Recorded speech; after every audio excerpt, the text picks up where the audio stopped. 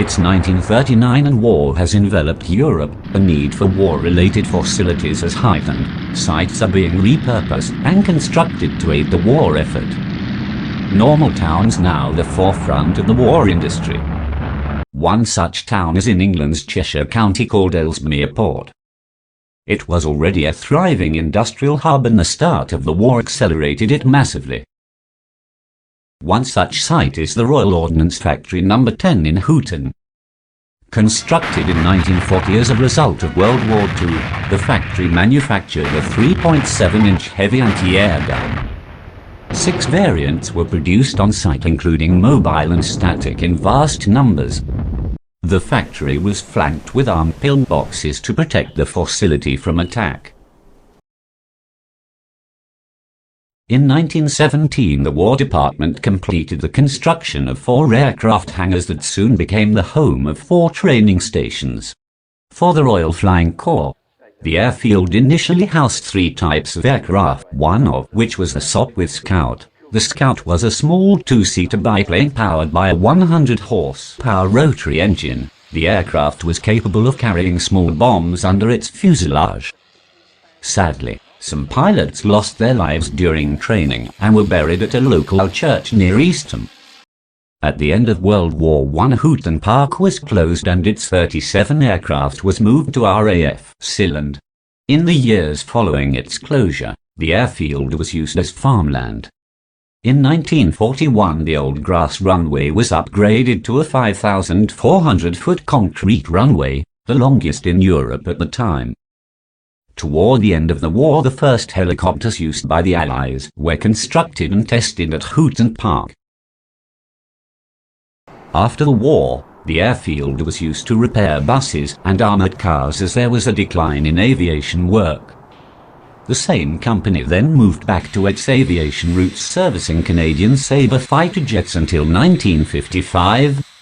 In 1946, 610 Squadron returned to Houghton Park and was soon joined by 663 Squadron in 1949 using the Ulster artillery spotting aircraft.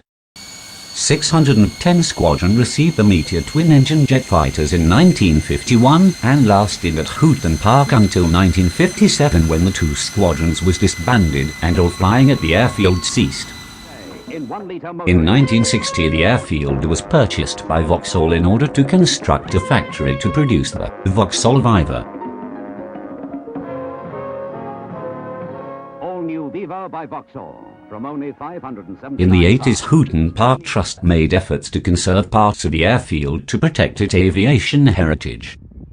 They succeeded in blocking the demolition of historic World War I hangars, as well as this a main section of the runway and taxiway was saved.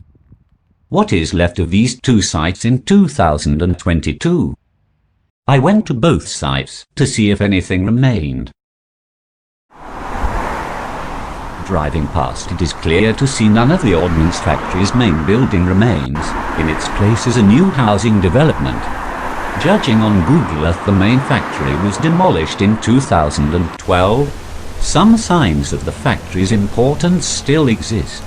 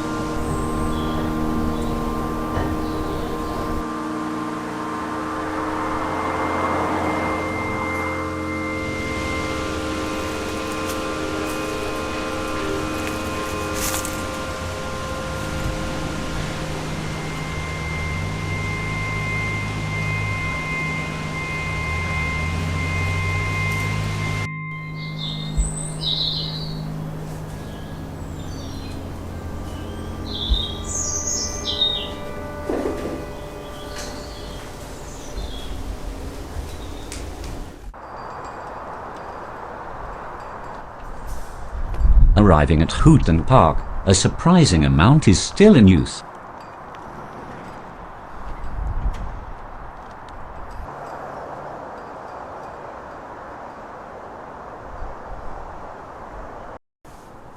A majority of the smaller hangars are used for the restoration and storage of vintage buses.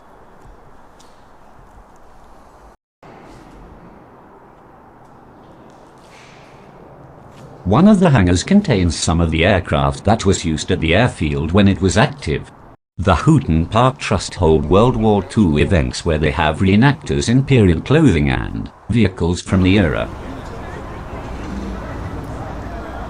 Against a monstrous tyranny, never surpassed in the dark and lamentable catalogue of human crime.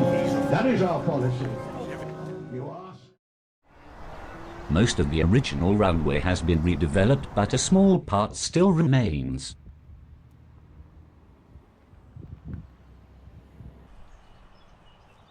One of the larger hangars is still used by active business.